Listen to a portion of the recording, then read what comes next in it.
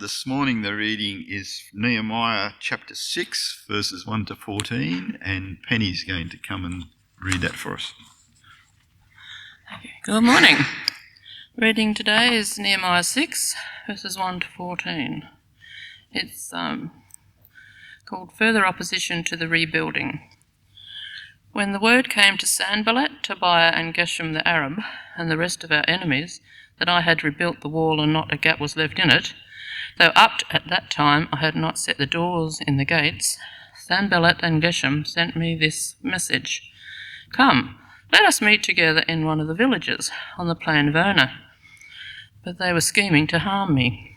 So I sent a message to them with this reply: "I am carrying on a great project and cannot go down. Why should the work stop while I leave it and go down to you?" 4 times they sent me the same message, and each time I gave them the same answer. Then the 5th time, Sanballat sent his aide to me with the same message, and in his hands was an unsealed letter, in which was written, "It is reported among the nations, and Geshem says it's true, that you and the Jews are plotting to revolt, and therefore you are building the wall. Moreover, according to these reports, you are about to become their king, and have even appointed prophets to make this proclamation about you in Jerusalem. There is a king in Judah. Now this report will get back to the king, so come, let us meet together." I sent him this reply: "Nothing like what you are saying is happening. You are just making it up out of your head. They are all trying to frighten us, thinking their hands will get too weak for the work and it will not be completed. But I prayed, now strengthen my hands." One day I went to the house of Shemaiah, son of Deliah, the son of Macready, who was shut in his home. He said, "Let us meet in the house of God, inside the temple, and let us close the temple doors, because the men are coming to kill you. By night they are coming to kill you." But I said, "Should a man like me run away? Or should someone like me go into the temple and save his life? I will not go." I realized that God had not sent him, and that he had prophesied against me because Tobiah and Sanballat had hired him. He had been hired to intimidate me so that I would commit a sin by doing this, and then they would give me a bad name to discredit me. Remember Tobiah and Sanballat, my God, because of what they have done. Remember also the prophet Nehemiah, and how she and the rest of the prophets have been trying to intimidate me.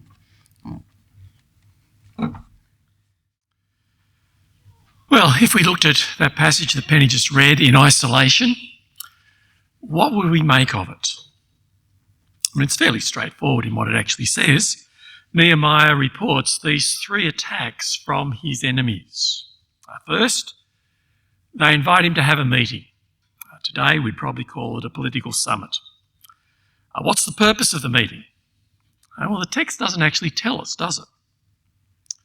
Many speculate at this point, and they suggest that the enemies are offering to cease hostilities, to stop their opposition. Well, we've had our differences in the past. We tried to stop you building this wall.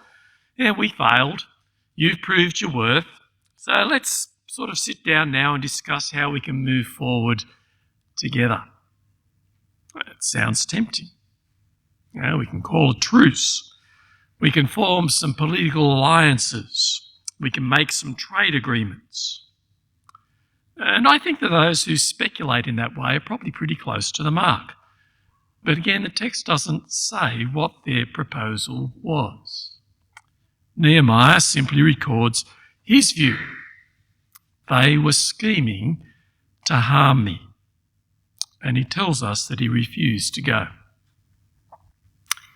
Second, these enemies report some rumours. People are saying you're building this wall, you're rebuilding this wall so you can rebel against Persia. You're going to get the wall built, have a prophet proclaim some message, and then appoint yourself as king. You know what rumours are like. They spread like wildfire. They're sure to get back to the Persian king, and then you'll have some real trouble. Now let's get together and talk about what we could do about these rumours. Now that one's a little bit like what happened about 20 years earlier, back in Ezra chapter 4. See, earlier, some previous enemies of the Jews, they had actually sent a letter to the same Persian king, to Artaxerxes, about the Jews who were rebuilding the walls back then. They told the king what a rebellious city Jerusalem was, that he'd lose all his taxes from the area if he allowed these walls to keep going. And the king paid attention to those enemies, and he ordered the Jews to actually stop. So wouldn't he do so again if these rumours got back to him once more? Third, these enemies hire a prophet to give Nehemiah a message from God. Now, men are coming to kill you at night. Let's go and hide in the temple. It's aimed to undermine Nehemiah's image before the people. Here's their great leader fleeing for his life. Now, he wants us to keep risking our lives, working up there on the wall day after day, but as soon as his life gets threatened, he's off into the temple.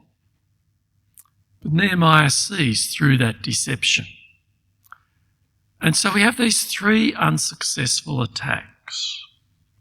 And it concludes with a prayer from Nehemiah. Remember Tobiah and Sanballat, O my God, because of what they've done. Remember also the prophetess Noadiah and the rest of the prophets who have been trying to intimidate me. So it seems there's actually a few more attacks that Nehemiah doesn't detail at this point. And so that looks like a completed unit, doesn't it? What should we learn from it? Well, many people say that we should learn principles from the wise and tactful way Nehemiah handles this personal opposition. So in relation to the first attack, they say things like, well, first, it was wise for him to refuse to meet with his enemies. He demonstrated good discernment.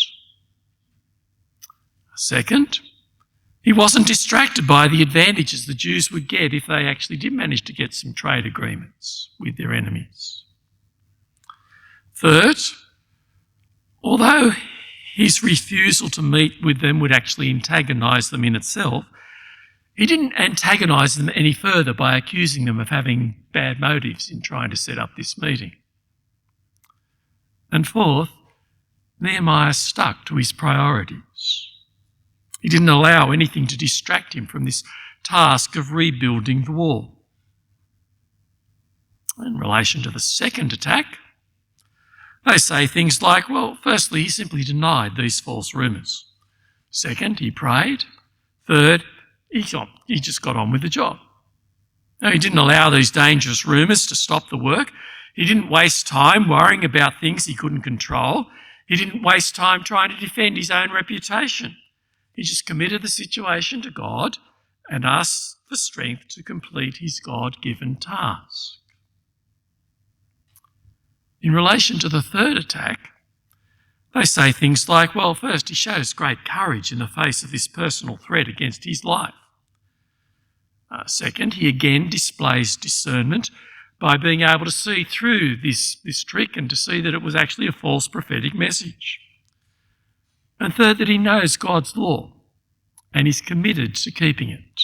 So he refuses to enter into that part of the temple where he's not permitted to go as a layperson. One commentator summarised it all as the 3 C's: character, confidence, and courage. Now, I know that's a lot to take in, and I know I've gone through it fairly quickly. And that's because I'm not convinced that's actually the main focus of the passage. Let me illustrate in a couple of ways. First, was it right for Nehemiah to refuse to meet with these guys because he thought they intended to harm him? And I think most of us assume that he made the right decision. But why? Why do we assume that? Is it because we see Nehemiah as the hero of this narrative and so we think, well, he must do everything right? Is it because it actually turns out well and he gets the wall finished in record time? Is it because God doesn't actually step in and tell him to go or not to go? See, why does he worry about their intended harm? I mean, God was quite capable of protecting him from them. But second, let's assume that it actually was right for him to go, to refuse to go, sorry. Does that actually help us in our lives? Can we take that one incident and then generalise from it? Does it mean that it's always right to refuse to meet with those who oppose you? So that doesn't seem right. Jesus actually expects his disciples to take the gospel to those who oppose God's kingdom. And if you read the history of his church, you'll find examples, plenty of examples of his disciples doing just that, bringing the news of the kingdom to those who are trying to harm them. Now, Nehemiah may indeed have shown great discernment here. I think he did. But it doesn't tell us the basis of his discernment. It doesn't tell us how we could follow his example. And now we can certainly talk about ways in which we can develop discernment within our own lives, and that's a good thing to do. But to do that, we'd actually have to go outside this passage, because it doesn't tell us anything about how he discerned. And yet, having raised those questions, I still think we can learn from Nehemiah's example here. He does display a godly character in the way in which he handles himself in these pretty difficult situations. Most of us can keep up the appearance of a godly character when things are going smoothly or when we're here at church. How do you go when life gets tough? Does godly character remain a priority for you in the tough times? Or do you use problems as an excuse to do ungodly things? And he does display a confidence in God in the face of this constant opposition. Again, it's relatively easy to trust God when his desires for our lives match our desires for our lives. But what happens when there's a clash? Or what happens when we face opposition from those who want to oppose God himself? And Nehemiah is actually focused on his God-given task, and he does keep that as his priority. What's your God-given task? Are you able to keep focusing on that? Or are the other aspects of life distracting you away from that? So I think we can learn from his example. Now, that's if we just look at chapter 6, verses 1 to 14 by themselves. But what happens if we don't stop at verse 14? What if it's also include the next paragraph? And so the wall was completed on the 25th of Elul in 52 days. When all our enemies heard about this, all the surrounding nations were afraid and lost their self-confidence because they realised that this work had been done with the help of our God. So I think that paragraph shifts the focus. Because Nehemiah 6, 1 to 14 is actually part of a larger section that goes back at least to Nehemiah chapter 2, verse 17. If you remember there, Nehemiah challenges the people to rebuild the wall of Jerusalem. He encourages them to accept this great challenge by telling them about how God had worked in his own life to bring him to this point of coming back to Jerusalem. And they do accept the challenge. They say, yes, let's start rebuilding. But as soon as Nehemiah tells us that they do accept it, he also hints there's going to be opposition to the project. But when Sanballat the Horonite, Tobiah the Ammonite official, and Geshem the Arab heard about it, they mocked and ridiculed us. What's this you're doing, they asked. Are you rebelling against the king? And Nehemiah answers that by saying to the people, no, the God of heaven will give us success. See, that set the stage for these next 4 chapters. First, Nehemiah, you might remember, in chapter 3, tells us about the Jews working on the wall. There was that long list of names and the different parts of the wall that they were working on. There was a couple of people that refused to get involved, but most of them are there working hard, side by side, to get the job done. But then Nehemiah tells us that, well, it wasn't all smooth sailing. Now, we've looked at that over the last 2 weeks. Jeff talked about the opposition that came from their enemies in chapter 4.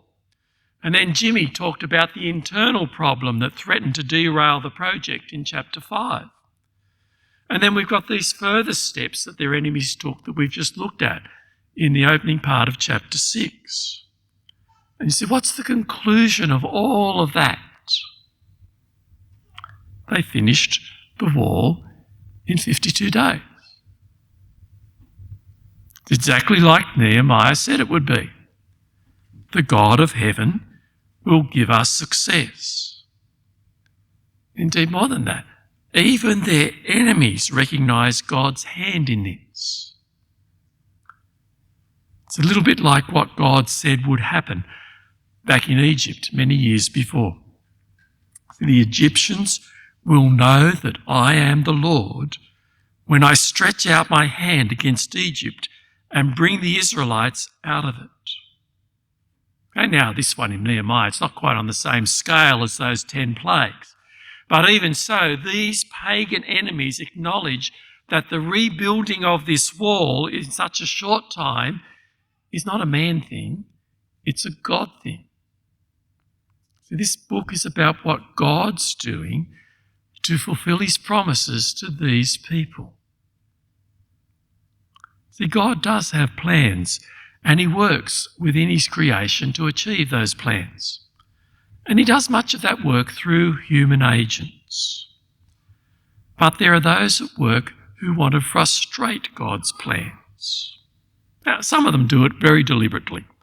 They know what God's doing, and they deliberately try and stop it. Most of them are a little bit less deliberate. They don't really realise what God's doing in the world, but they have their own plans and their own agendas that actually conflict with what God is doing and that work against what he's doing, in effect. Will either of them stop God's plans? Of course not. God is God. God rules his world. He will achieve what he sets out to achieve. So this is the sort of world that we live in. It's been like this ever since Genesis 3. It's still like it, and it's going to remain like it until Jesus returns. And there are 2 types of people in the world. Some give up their rebellion against God. They trust God's word. They change sides. They become citizens of God's kingdom. They join with God in trying to achieve his purposes within the world. They become his agents. But many refuse to give up their rebellion against God. They want to keep following their own plans and agendas. So what can Jesus' disciples expect in this world? Well, if the world hates you, keep in mind that it hated me first. If you belong to the world, it would love you as its own. As it is, you don't belong to the world, but I've chosen you out of the world. That's why the world hates you. Remember the words I spoke to you?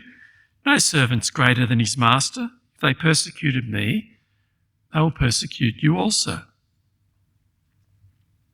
In fact, everyone who wants to live a godly life in Christ Jesus will be persecuted, while evil men and impostors will go from bad to worse, deceiving and being deceived. So the opposition should not surprise us. It's not a sign that we've done something wrong or that we've missed God's purpose for our lives. It's not an excuse to change what we're doing. Indeed, from what the New Testament says, we should be more worried if people are not opposing us. What should we do when we encounter opposition? Again, it's at this point that Nehemiah's example might be helpful. Keep pursuing godly character, especially humility and a desire to serve. Because opposition is not an excuse to speak or to act in ungodly ways.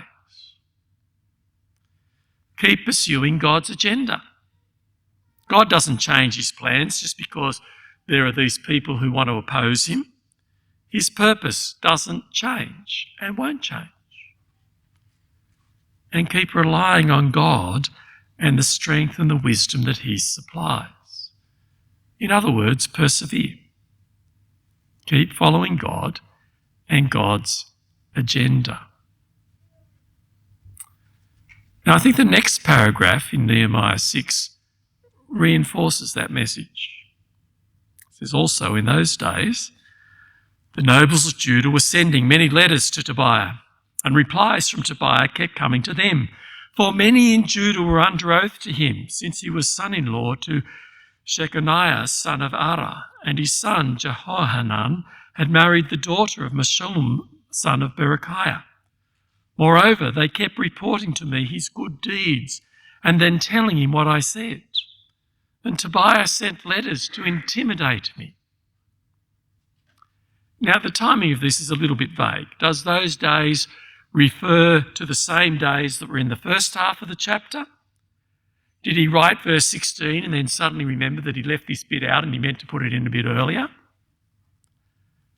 Perhaps, but I think it's more likely that it refers to the days that followed verse 16, the days after they completed the wall.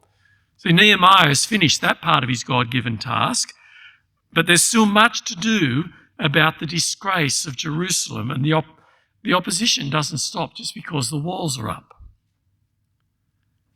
Now, this is where it gets a little bit depressing. Now, if you're like me, you find it easier to put up with problems and difficulties where you can sort of see the light at the end of the tunnel. If I was in Nehemiah's shoes, I'd be hoping things had calmed down a bit and get a little bit easier now that the war was finished. But it doesn't. So even though these enemies recognise God's hand in these events, still they're not willing to submit to God. They persist in following their own agendas and opposing what God is doing in Jerusalem. And it's not just Tobiah, it's actually also the nobles of Judah. Did you notice that? Some of this opposition is actually coming from amongst God's own people. The New Testament, it does put a time limit on the opposition. The time limit is when Jesus returns. That's the light at the end of the tunnel. Then we will experience the perfection of God's kingdom in all its fullness. But until then, we should expect people to continue to oppose our involvement in God's plans throughout our whole lives. And as that happens, we need to continue to live in God's strength and grace and to deal with the opposition in a God-honouring way. You see, in terms of the overall history of the church, we've had it pretty easy here in Australia for many years now. Now, there are historical reasons for that are tied up with our origins as a colony of a Western Europe and the long-lasting impact of the Reformation. It may also be that we were less than wholehearted in pursuing God's agenda. But the situation in Australia is rapidly changing. Our culture has shifted. It's thrown out the remnants of Christian influence.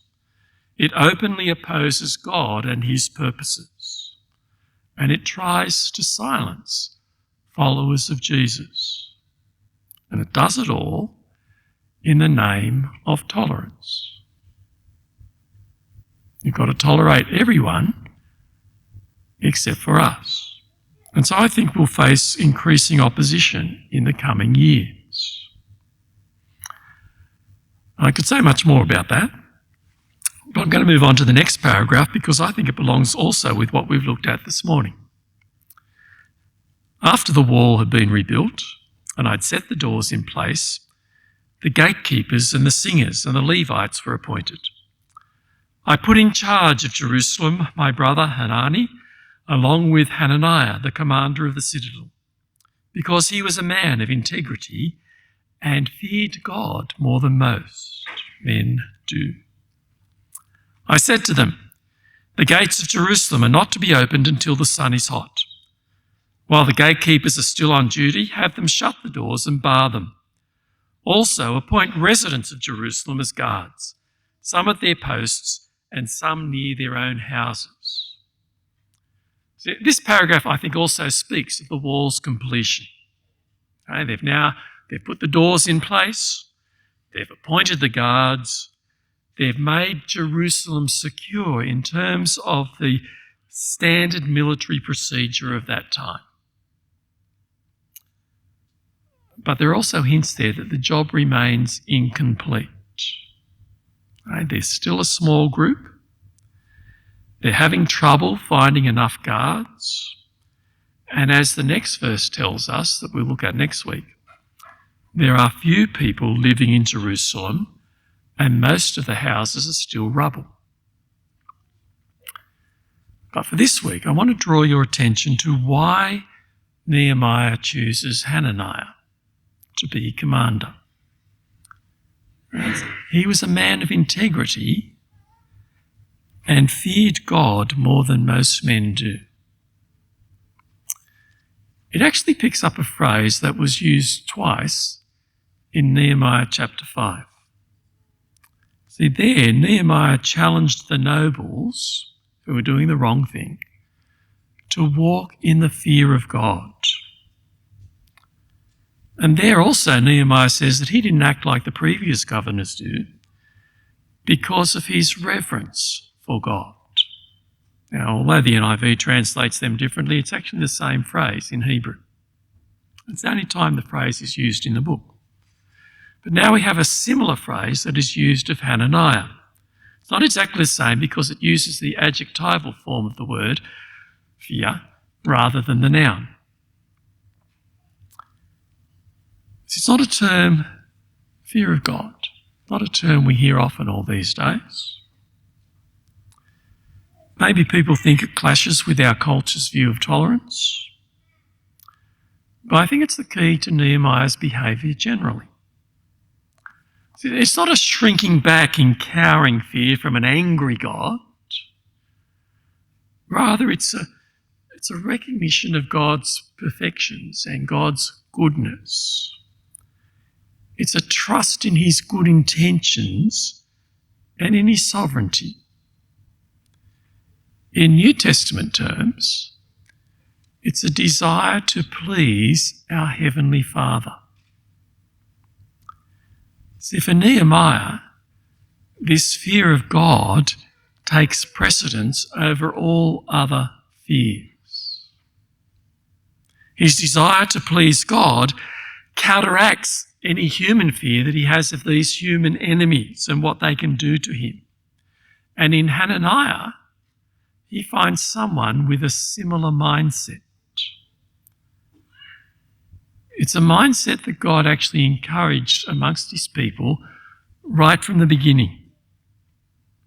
You can find it throughout the law, and particularly in Deuteronomy. It remains God's intention for his people today.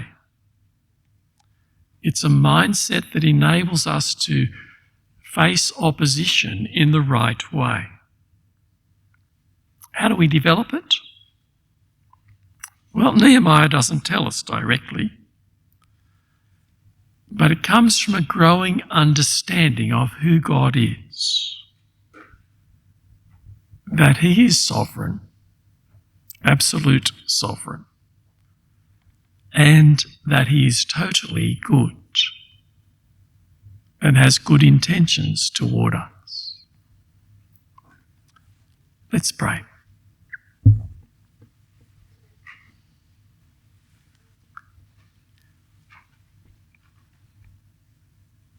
Our Father, you know us and you know our hearts. And you know the tendency that so many of us have to shrink back from opposition and from those who oppose you and your purposes. We ask that you might continue to expand our vision of you in your holiness and your greatness and your goodness and your majesty. That you would help us to understand you more and more and your word. And that you would help us to rely upon you in all things. Amen.